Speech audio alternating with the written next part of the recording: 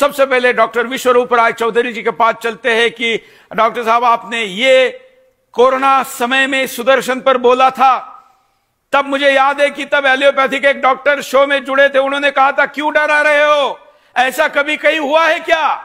तो आपने कहा था ऐसा होगा। धन्यवाद सुरेश जी, आपने पहली बात तो मौका दिया मुझे तब जब सारे यूट्यूब चैनल बंद हो गए थे मेरे। वो टाइम था जब वैक्सीन आई नहीं थी, 2020 की बात। वैक्सीन आने वाली थी, बस ये अनाउंसमेंट था। और तब मैंने बोला था, आपके चैनल में आके ही बोला था कि भाई ये वैक्सीन लगाने से लोग खड़े खड़े मरेंगे, पैरालिसिस होगी, कार्डियक अरेस्ट होगा, हार्ट अटैक होगा।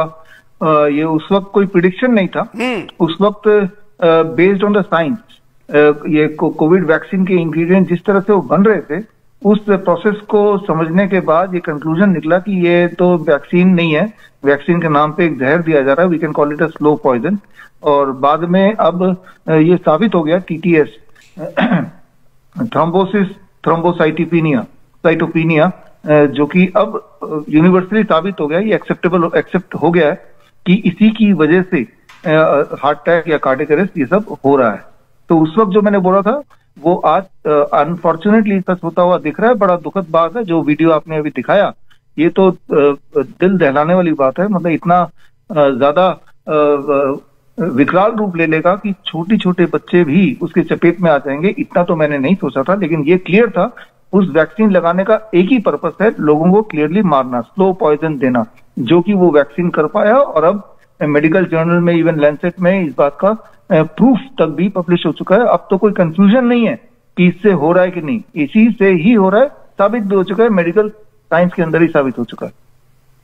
बिल्कुल।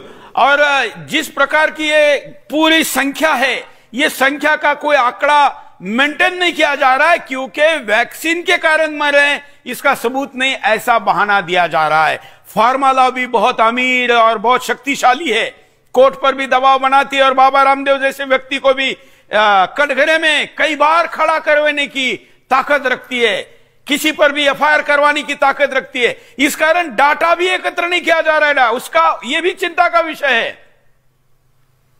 डेफिनेटली यस, वो जानबूझ के नहीं किया जा रहा है ताकि कोई सबूत ना रहे। लेकिन अगर हम देखें तो जो मेरे हिसाब से नॉर्मली जितना हार्ट अटैक होता था उसके करीब 100% 100 गुना, नॉट प्रतिशत, 100 गुना ज्यादा हार्ट अटैक के केसेस आ रहे हैं। और सिर्फ ये हार्ट अटैक की बात नहीं, डेथ की बात नहीं, सारे लोग नहीं मरते हैं इस वैक्सीन से।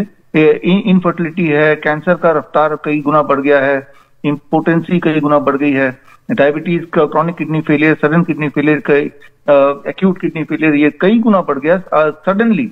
मतलब कल तक जो हेल्दी था अचानक ही देखने को मिला।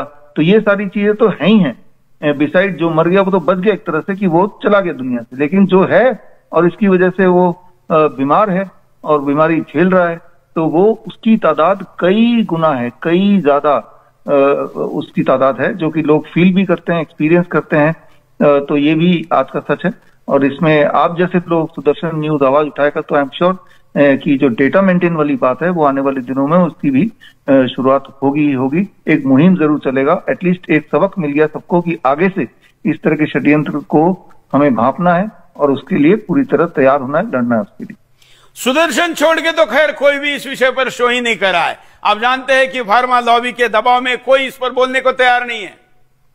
देखिए, भारत की बात तो छोड़ ही दीजिए, जहां तक मैं जानता हूं पूरे दुनिया में जितना भी मेन स्ट्रीम चैनल बोले, जैसे आपका है, मैंने नहीं देखा किसी मेन स्ट्रीम चैनल ने इस मुद्दे को उठाया, ना तो तब उठाया ना अब उठा रहे हैं। मुंह दबे मुंह से तो कोई बोल रहा है, लेकिन इतने ओपनली जिस तरह से आपने आज का कार्यक्रम भी रखा, ये पूरे दुनिया में, चाहे वो CNN हो, चाहे वो BBC हो, किसी ने ना तो तब उठाने की हिम्मत की, ना ही अब उठा रहे हैं। जबकि अब तो मेडिकल जर्नल में साबित हो गया, उसके बावजूद भी, कोर्ट में साबित हो गया, उसके बावजूद भी वो लोग दबे हुए हैं। आप सही बोल रहे हैं, they are being funded by the pharma company, तो वो इसीलिए वो दबे हुए हैं।